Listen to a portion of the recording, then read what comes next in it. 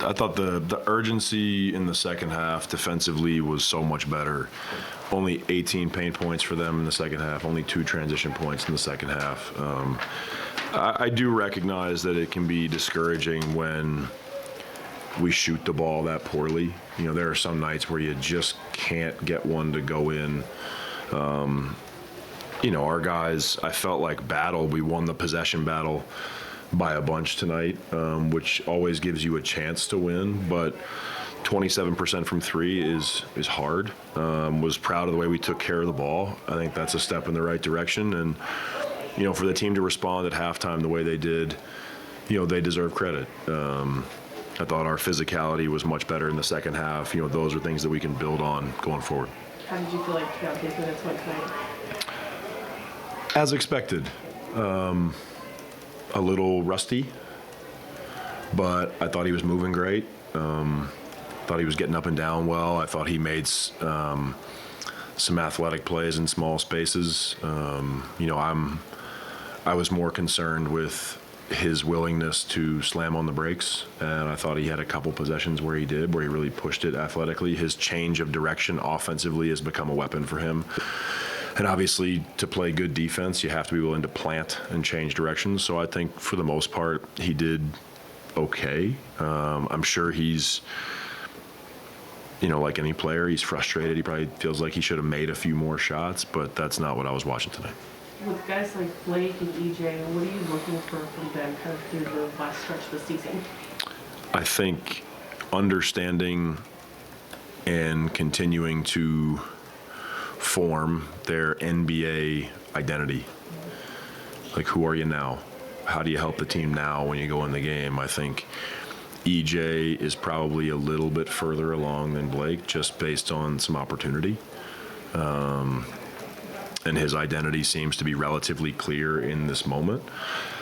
I think that Blake gives us some great spacing offensively. I think when Blake plays off the catch, he's been dangerous for us. You know, defensively, we've got to continue to shore up some of the team defensive stuff, but his physicality's been great. His willingness to work has been great. I think he's making good progress in the short time he's been with us. You know, he's trying to learn at practice. He's trying to learn via film. You know, he's 50 games behind his teammates in terms of what's expected of him here. I think he has good basketball instincts, though, so that helps. I've been pleased with both those guys.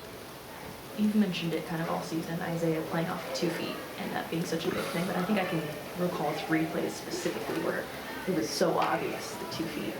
I mean, how does that continue to grow even just within the month of February? Yeah, he's finding different ways to get to 2 feet, which I think is important. You know, he's doing it going both directions. He's figuring out ways to get to his floater, which has become a weapon. And he's recognizing the difference of how to find 2 feet depending on who's guarding him. Sometimes if it's a bigger defender, you're bumping them and trying to space away off 2 feet to create some separation. Some smaller defenders, you're trying to play through them off 2 feet. And I think Zay's done a nice job of continuing to build that part of his game. It gives him opportunities to score, but more than that, it slows down the decision to pass a little bit. I thought tonight was a great example of he didn't quite have the rhythm of it in the first half, and as the second half unfolded, he found it, and that's a sign of growth to be able to change things in a game. A lot of young players, you're having to address things in between games, and I think that's a sign that someone is really recognizing what's going on when they can change things throughout the course of 48 minutes. Thanks.